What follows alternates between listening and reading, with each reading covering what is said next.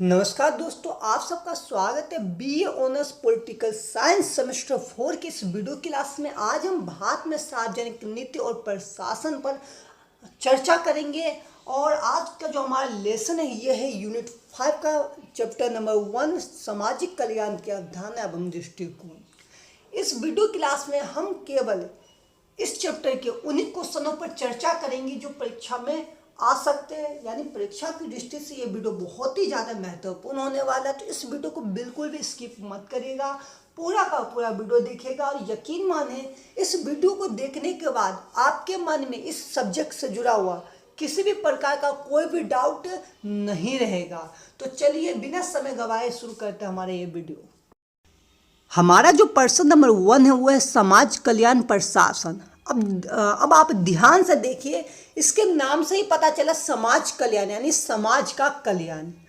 तो इसका तात्पर्य हम ऐसे समझ सकते हैं कि समाज कल्याण प्रशासन का एक ऐसा व्यवस्था है जहां सरकारी एवं गैर सरकारी संगठनों द्वारा सामाजिक कल्याण गतिविधियों को प्रोत्साहित किया जाता है। यानी जहां पर सरकारी एवं गैर सरकारी संगठन मिलकर सामाजिक कल्याण की गतिविधियों को अंजाम देते हैं।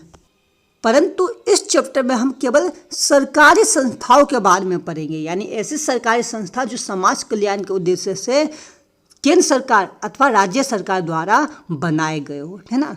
अब हम इसमें आगे देखते हैं कि समाज कल्याण प्रशासन की वो प्रक्रिया जिसके द्वारा एक सामाजिक संस्था अपने नीति और व्यावसायिक दक्षता तथा सामग्री के उपयोग के उद्देश्य से योजना निर्धारित करती है।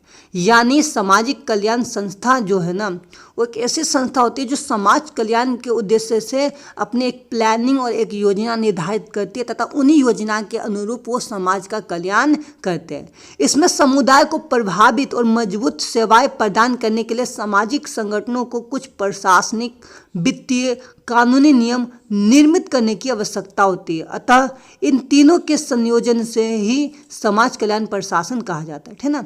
तो मैं आपको बताता हूँ कि सामाजिक कल्याण करने के लिए किसी भी संस्था को 3 चीज़ों की जरूरत होती है: प्रशासनिक शक्ति, वित्तीय शक्ति और कानूनी शक्ति। जब ये तीनों शक्ति एक जगह मिल जाते हैं तो जिस संस्था का निर्माण होता है उसी संस्था की सहायता से समाज कल्याण का उद्देश्य जो है वो सरकार द्वारा पूरा किया जाता है। तो आपको यहाँ तक समझ में आ गया होगा। चलिए आगे देखते हैं। अगर हम इसकी विशेषताओं की बात करें तो जो पहली विशेषता है वो है कि ये लोगों की कार्य क्षमता को विकसित करता है। यानी जो सामाजिक कल्याण जो होता है ना, उसका उद्देश्य होता है लोगों की जो कार्य शक्ति है ना, कार्य क्षमता, उसको विकसित करना। तो समझ में आपको आ गया होगा। आगे है, ये उद्योगपतियों और मजदूरों के बीच में एक अच्छे संबंध की स्थापना करता है तथा लोगों में शिक्षा, आवास और स्वास्थ्य सेवाओं की जो स्तर है उसका विकास करता है। यानी लोगों के लिए शिक्षा, स्वास्थ्य सेवाएं और आवास की व्यवस्था करता है। आगे है, सामाजिक कल्याण प्रशासन आर्थिक विकास कार्यों को प्रोत्साहित करता है और व्यक्ति के जीवन स्तर में वृद्धि करता है तथा व्यक्तियों के लिए पर्याप्त मात्रा में भोजन, कपड़ा, आवास, शिक्षा, स्वास्थ्य सेवाएं जैसे सामाजिक कल्याण सेवाओं को प्रदान करके उनके जीवन स्तर को वृद्धि करता है, जीवन स्तर में वृद्धि करता है तथा समाज का कल्याण करता है। तो इनका मतलब मुख्य उद्देश्य होता है कि लोगों को हर वो न्यूनतम सेवाएं प्रदान करे जिससे उनके जीवन स्तर का जो है ना वो विकास हो और उनकी जो जीवन स्तर है ना वो अच्छा हो जाए। तो ये आपको समझ में आ गया होगा। तो चलिए आगे बढ़ते हैं। आगे है सामाजिक कल्याण प्रदान करने वाली संस्थाओं के प्रकार। तो दो सामाजिक कल्याण प्रदान करने वाले दो प्रकार की संस्थाएं होती है। एक सरकारी संस्था है। सरकारी संस्था सरकार की आय, सरकार के साधन और सरकार के सहयोग से चलती है, जैसे राष्ट्रीय महिला आयोग, राष्ट्रीय महिला कोष और उपभोक्ता अदालत। ये सरकारी संस्था है। दूसरा है स्वैच्छिक संस्थाएं। स्वैच्छिक संस्था वो संस्था होती है जो कि समुदाय के द्वारा एकीकृत, यानी समुदाय के द्वारा जमा किए गए धन से इसका खर्चा उठाया जाता है। तो स्वैच्छिक यानी ये एक समाज अपने प्रयासों के फलस्वरूप ओपन करता है यानी खोलता है। लेकिन ये आप याद रखना, चाहे वो सरकारी संस्था हो या स्वैच्छिक संस्था हो, दोनों जगह सरकार का सहयोग अवश्य होता है ना। अब सरकारी संस्था में सरकार का 100% सहयोग होता है, लेकिन स्वैच्छिक संस्थाओं में सरकार का 50% सहयोग होता है। स्वैच्छिक संस्थाओं का अगर हम एग्जाम्पल की बात करें तो एनजीओ जो होता है, जिसको हम नॉन गवर्नमेंट ऑर्गेनाइजेशन बोलते हैं, ये सामाजिक कल्याण प्रदान करने वाली एक स्वैच्छिक संस्था का ही प्रकार है। आगे देखते हैं। प्रश्न नंबर 2 है हमारा समाज कल्याण के उपागम, यानी समाज कल्याण के कितने टाइप के दृष्टिकोण होते हैं, कितने प्रकार के इसके दृष्टिकोण होते हैं। दृष्टिकोण मतलब होता है विचारधारा। तो आगे हम इसमें समझने का प्रयास करते हैं। तो देखो, हर राज्य का एक फर्ज होता है जिसको हम बोलते हैं नीति निर्देशक तत्व, जहाँ पर सामाजिक कल्याण के लिए प्रयास किए जाते हैं। अब सामाजिक कल्याण का हम उपागम यानी दृष्टिकोण की बात करें तो ये 4 प्रकार के होते हैं। चलिए विस्तार से इन चारों पर एक बार हम नज़र डालते हैं। जो हमारा पहला उपागम है वो है सुधारात्मक दृष्टिकोण। अब इसको समझने का प्रयास करते हैं।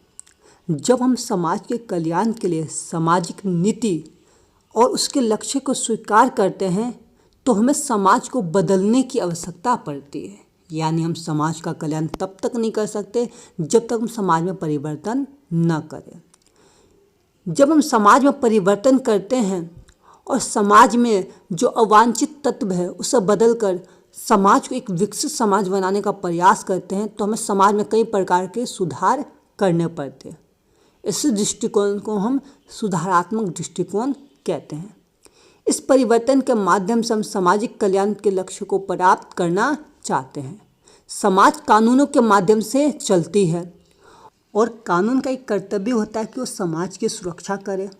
और समाज में जो कारखाने में काम करने वाले मजदूर है, महिला है, उनको उनकी जो मेहनत की जो मजदूरी होती है वो उसे दिलाए।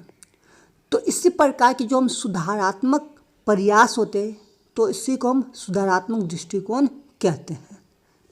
तो मुझे लगता है आपको ये पहला दृष्टिकोण समझ में आ गया होगा। तो चलिए आगे बढ़ते हैं। दूसरा जो उपागम है वो है सुरक्षात्मक दृष्टिकोण।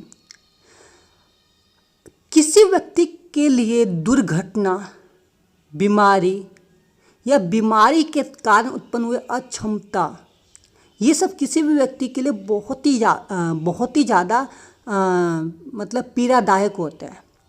कई बार इन सभी चीज़ों के कारण व्यक्ति बेरोजगार हो जाता है और उसके जीवन में ऐसी परिस्थिति आती है जहां वो अपना विकास भी नहीं कर पाता और अपने आप को वो सही रूप से समाज में आगे भी नहीं बढ़ा पाता।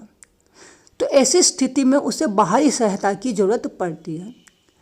तो इसी को ध्यान में रखकर हमारे देश की सरकार ने सुरक्षात्मक दृष्टिकोण के तहत सामाजिक बीमा, सामाजिक सहायता, व्यावसायिक बीमा और वाहनों का जो बीमा होता है, इस प्रकार की योजनाएं चलाई।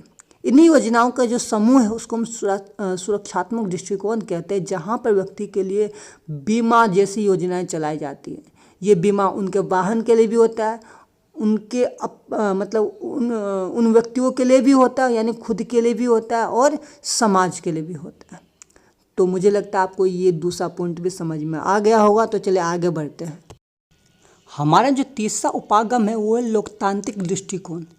इस उपागम में लोगों को लोकतांत्रिक रूप से ऐसे अधिकार प्रदान किए जाते हैं जिसकी सहायता से वो एक लोकतंत्र में अपने विकास के लिए सरकार से या फिर सरकार के जो अंग होते हैं यानी प्रशासनिक अंग, उनसे सवाल पूछ सकते हैं कि उनको कोई विशेष अधिकार क्यों नहीं दिया जा रहा है।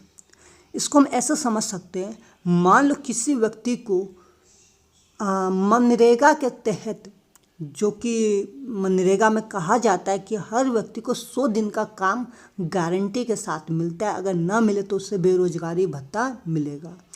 तो अगर हम लोकतांत्रिक दृष्टिकोण की बात करें तो हम इसको ऐसे समझ सकते हैं कि अगर मान लो किसी व्यक्ति को मनरेगा के तहत रोजगार न मिल रहा हो तो उसके पास लोकतांत्रिक दृष्टिकोण के तहत ये अधिकार है कि वो समाज में और सरकार के पास समाज में सरकार के पास जाके वो इस विषय पर सवाल कर सकता है कि उसे रोजगार क्यों न दिया जा रहा है, क्योंकि रोजगार भी उसके कल्याण के दृष्टिकोण से अति आवश्यक है। तो लोकतांत्रिक दृष्टिकोण आपको समझ में आ गया होगा। तो चलिए आगे बढ़ते हैं। आगे है हमारा सामुदायिक दृष्टिकोण। सामुदायिक दृष्टिकोण का तात्पर्य केवल एक व्यक्ति के कल्याण से नहीं होता है, अपितु पूरे समाज के कल्याण से होता है। यानी यहाँ पर एक व्यक्ति की जगह पूरे समाज के कल्याण करने पर बल दिया जाता है। इसके लिए सरकार समय समय पर नीति आयोग की सहायता से पंचवर्षीय योजनाओं का निर्माण करता है और इस योजना का जो पूरा का पूरा खर्च है वो केंद्र सरकार द्वारा उठाया जाता है। पंचवर्षीय योजनाओं में सामुदायिक दृष्टिकोण पर बल देते हुए सामाजिक कल्याण कार्यक्रमों का स्थापना किया जाता है।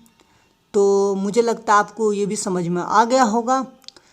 तो फिर भी अगर आपको इस चैप्टर में कोई भी डाउट हो तो आप हमें कमेंट बॉक्स में कमेंट करें, हम वहाँ पे आपके जो डाउट है उसे सॉल्व करेंगे। तो अगर आपको हमारा ये वीडियो पसंद आए तो चैनल को सब्सक्राइब करें, वीडियो को लाइक करें और जितना अधिक हो सके इसे शेयर करें।